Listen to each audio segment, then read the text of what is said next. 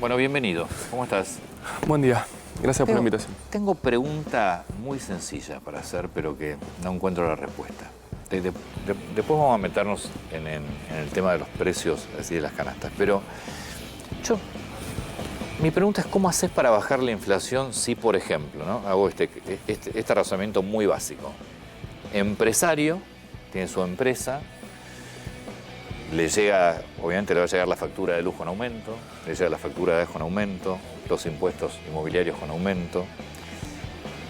Tiene empleados que cierran paritarias y tiene que darle un 60% de aumento, creo que están cerrando las paritarias, y que obviamente a los empleados no le alcanza el dinero y está bien que tengan esa paritaria, pero ese empresario tiene que hacerse cargo de ese 60% de aumento, más el aumento de impuestos. Le aumenta la nafta de toda la logística, es decir, saca el producto a la venta. ¿Qué va a hacer? Lo aumenta, ¿no? Con lo cual ese producto llega al comercio, que a su vez le tuvo que aumentar el salario de los empleados, que a su vez también recibió el aumento de los impuestos. Ese comerciante recibe el producto de la fábrica con aumento, ¿qué va a hacer? Le pone otro aumento. ¿Me quiere decir cómo se frena la inflación? Bien. En primer lugar, entender que la inflación es el aumento generalizado y sostenido en el nivel de los precios de toda la economía. Y nosotros estamos monitoreando, bueno, hoy sube la educación, hoy sube la nafta, hoy sube este empresario, hoy sube este costo, etcétera. Pero en definitiva tiene que ver con una enfermedad macroeconómica que hay de fondo. Entonces, eso es lo que hay que poner sobre la mesa. Resolver la inflación, yo te diría, requiere 4 atributos o 4 elementos fundamentales. En primer lugar, vos tenés que tomar una decisión política de querer resolver de fondo el problema de la inflación. Esto es liderazgo y convicción política. La pregunta es, ¿querés resolver en serio la inflación, sí o no? Esto es la primera pregunta que tenemos que responder. En segundo lugar, vas a necesitar credibilidad. ¿Te creen que querés resolver la inflación? ¿Por qué? Porque vos tenés que empezar a anclar y coordinar justamente toda esta carrera de precios relativos. Estos son 2 primeros elementos que necesitas, y acá viene el más importante, necesitas macroeconomía. Consistencia macroeconómica, en primer lugar, que cierre el desequilibrio fiscal, equilibre las cuentas públicas, y 2, que elimine la emisión monetaria del Banco Central. Y esto es lo más complejo de resolver. Pero dámelo en un lenguaje fácil. Esto, es decir, si a vos te aumenta el combustible. Me falta el cuarto tributo. Sí. Vos necesitas un ancla. Ese ancla, por lo general, teoría monetaria, vos necesitas o agregados monetarios, o el tipo de cambio, o eventualmente la tasa de interés. Es un ancla mucho más débil. Esta es la que intentó, si querés, Macri. Digamos, una vez que vos tenés los 2 primeros, ponés macroeconomía sobre la mesa, ahí podés ir a buscar un ancla y ahí empezás a desacelerar esta carrera de precios relativos. Vamos al año 91. Sí. Abril 91 se anuncia el plan de convertibilidad. La inflación en Argentina era 270% anual, corría promedio mensual arriba de 10% por mes. Se anuncia. Estamos en 6. Ese anuncio, en el marco también de convicción y liderazgo político y de mucha credibilidad en el arranque, hizo que a final del 91, en diciembre, la inflación anual había bajado de 270 a 75%. Y la inflación promedio ya estaba en la zona mensual, en la zona de 2% en ese recorrido. En agosto del 93, Argentina tenía inflación anual de menos de 2 dígitos, o sea, 9,8% marcó en agosto, 28 meses. Y ahí tuviste las 4 cosas. Entonces, volvemos a la primera. ¿El gobierno quiere bajar la inflación? Yo te diría que no. No, le sirve porque recauda ¿Alguien más. le cree al gobierno cómo está la imagen, etcétera? ¿Que realmente va a atacar este problema de fondo o no? Vamos al tema fiscal y monetario, tenemos un serio problema. Y esto también es muy importante poner sobre la mesa. El año pasado se emitieron 3,7 puntos del producto. O sea, el Banco Central imprimió billetitos. Lo que va a decir el gobierno, sí, bueno, en la salida de la pandemia. Yo te tengo que decir, el 70% de esa emisión fue en el segundo semestre cuando vos estabas afuera de la pandemia. Pensiones, obvio. El 60% fue en el último trimestre. Ya estabas afuera de la pandemia, en plenas elecciones. Y el 40% fue solo en diciembre. En diciembre se emitieron 685.000 millones de pesos y la gente me pregunta, ¿y eso qué es? Históricamente la parte más alta de la emisión siempre cae. Correcto. Pero ¿sabés cuánto es esa emisión? Son 260.000 pesos por segundo que el Banco Central imprime y tira a la economía. Por segundo. El sueldo promedio de los argentinos en diciembre era 102.000 pesos. Y este primer semestre no cambió tanto esa dinámica en cuanto a la emisión. En este primer cuatrimestre vos tenés unos 300.000 millones de pesos, pero estacionalmente... La gente te escucha que se imprimieron por minuto, ¿era o por segundo? Por segundo, son 2 sueldos y medio por segundo. La gente dice, ¿y dónde están? Claro. Los tenemos en la billetera, en las cuentas. Fíjate este dato. Inicio de la gestión de Alberto Fernández. Base monetaria más pasivos remunerados, que es todos los pesos que va emitiendo, pasa algunos los estilices más, eran 3 billones de pesos. En 2 años y un par de meses son 9. O sea, la cantidad de dinero en el sistema se multiplicó por 3. Entonces yo vuelvo a mi pregunta inicial. ¿Cómo baja la inflación? Porque si no tenés, yo coincido que no le veo decisión política. No sé si quiere, porque con esto además recauda más. Es parte del programa. La inflación es parte del programa económico. No sé si tan alta, para mí se descontroló. No, yo te diría que está en línea. Pero no le genera un caos político que hoy lo está pagando también en la opinión pública. Le genera un problema político. Entiendo el juego que haces, digo, pero la pregunta en el momento es, se desbanda. Claro, tiene 2 caminos. Yo dejo que la economía flote en actividad con más inflación o voy a un ajuste económico que me ajuste con actividad. Lo que pasa es que estás sumando más pobreza cada vez. Sos una fábrica de pobres. Y bueno, porque vos no sos un atacás, gobierno que fabrica pobreza. no atacás los problemas de fondo. Si vos no atacás los problemas de fondo, esta economía va a seguir generando pobreza. Pero si vos me decís que al gobierno... ¿Le sirve la inflación? Sí, sin duda le sirve la inflación, recauda más, le sirve para dar más planes, para mantener todos los que no trabajan y los que trabajamos nos hacemos cargo de eso. Políticamente es un fracaso, es decir, va a llegar a la elección con un resultado casi puesto de derrota, porque con una Argentina, yo no sé qué proyección tenemos de inflación, pero debe ser cerca del 100 ya a esta altura. Con una Argentina con ese nivel de inflación, políticamente eso es un fracaso. Un gobierno... ¿Le sirve? Si nadie se quiere ir, si todos se quieren quedar en el poder siempre. Claramente que no le sirve en una mirada de mediano y largo plazo.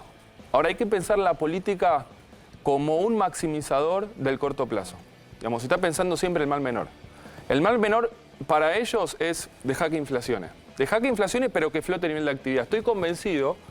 Ellos prefieren sostener este nivel de consumo, la gente que vemos en los restaurantes, la gente que vemos en los shopping, este nivel de actividad que tuvimos en el primer trimestre. Si esto es consciente de inflación, firman. Digamos, ¿cuál es la alternativa?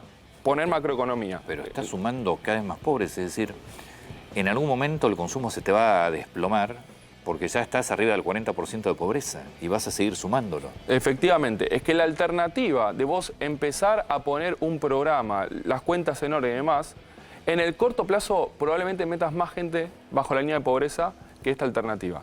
¿Cuál es el riesgo? El riesgo es que vos estás, de alguna manera, queriendo empezar a coordinar un proceso de inflación mucho más complejo. Vamos a un ejemplo sencillo. Te invito a tirar antorchas con fuego. Sí. Tiramos 3. Bueno, si practicamos la podemos manejar. Sí. Tiramos 4 es más complejo. Tiramos 6 o 7 es muy difícil. Sí. Y probablemente nos vamos a quemar. Digamos, este programa económico, en el marco de esta estrategia política, con un acuerdo con el fondo tirado de los Que no pelos, vas a cumplir. que se va a incumplir, Claro. se va a incumplir, pero te empieza a atar parcialmente de manos. Digamos, hoy el único ancla que tiene la economía débil es el acuerdo con el fondo. Es lo único, porque vos estás soltando el crawling peg, la tasa de evaluación, tenés que ajustar tarifas, la gente no te cree, no tenés credibilidad. Entonces, todo esto, de alguna manera, está supeditado o dejado a que inflacione. Ahora, que inflacione 60, si se va a 80, si se va a 100, el riesgo es que ahí sí nos vamos a quemar y esa carrera sí va a ser despareja. Pero cuando yo no puedo coordinar una nominalidad en estos niveles, ahí sí me pasa factura en los ingresos y la economía se me empieza a caer. Esteban, está teniendo mucho problema el Banco Central para comprar dólares, aún estando en mayo, que es cuando el campo liquida divisas. ¿Esto hace que para ustedes aumente el riesgo de devaluación desde agosto, septiembre? Sí, sin lugar a dudas.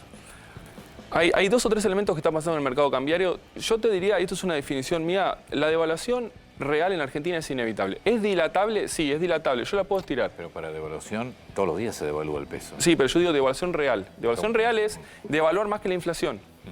Hoy la tasa de devaluación mensual está en la zona de 4% con inflación de 6%. Sí, seguro. Entonces, ¿eso qué te hace? Tratarse al tipo de cambio.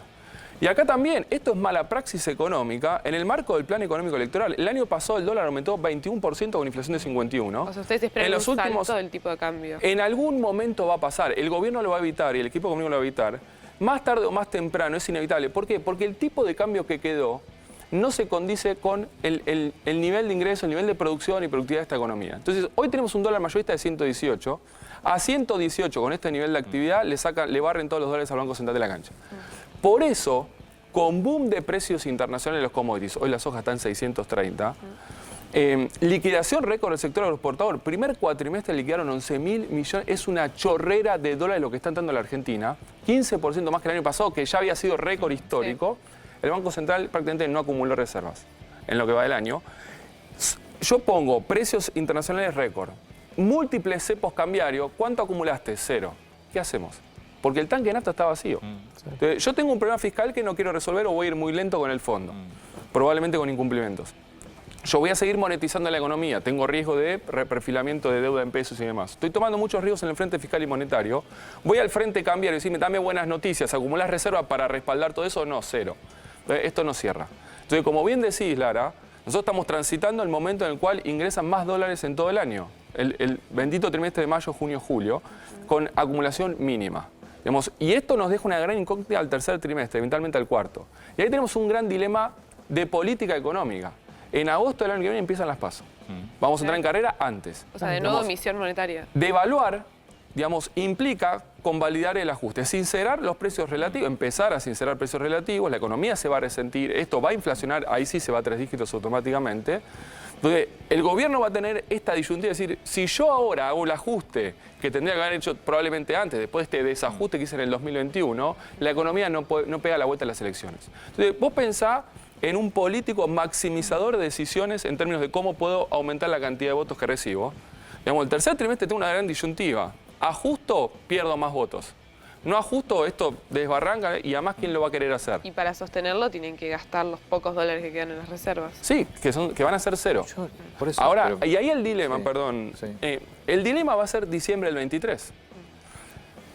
Bueno, igual ya ahí tenés otro gobierno. Sí, pero ese otro gobierno... No, tenés otro gobierno, no importa si es el mismo o es otro, tenés otro gobierno. Una situación complicada de precios relativos. Porque el 58% de inflación que dio abril en 12 meses es lo que vemos todos. Y cuando vamos al supermercado te da 60 o 70 alimentos y más. Obviamente. Y eso lo sentimos todos. ¿Qué es lo que no ven todos? Digamos, lo que se esconde atrás de ese proceso inflacionario. En lo que va de la gestión de Alberto Fernández, la inflación acumulada es 150%. O sea, si los precios de la economía eran 100 pesos en diciembre del 2019, hoy más o menos todo vale 250 pesos. Cuando vos abrís eso, tenés autos, indumentaria, carnes y demás creciendo entre 250 y 300, o sea, que hoy valen 400. Cuando vas del otro lado del mostrador, las tarifas en ambas estuvieron congeladas en el 2020, aumentaron solo 6% en el 2021, 20% ahora, acumulan 30% nada más. Ahora van a aumentar solamente el 10% de la clase más alta, el resto prácticamente nada. Se van a seguir atrasando. El dólar atrasado, transporte atrasado, comunicación atrasado, internet atrasado. Estos precios reprimidos aumentaron en 2 años y medio solo entre 30 y 60%. Cuando vos llegues a diciembre del 23, esta distorsión de precios relativos va a seguir creciendo, vas a tener mucha inflación contenida. Yo te diría, si yo tengo que ser sincero, hoy la inflación en Argentina es 80%. Sí, vemos 58. ¿Por qué? Por todo ese trabajo de represión. Está más cerca de 100 promedio a fin de año. Pero... Bueno, yo vuelvo a mi última...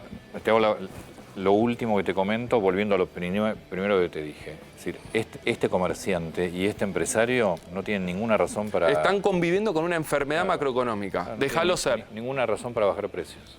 Todo lo contrario. Tienen muchas razones para seguir subiéndolos. Esteban, muchas gracias. Gracias.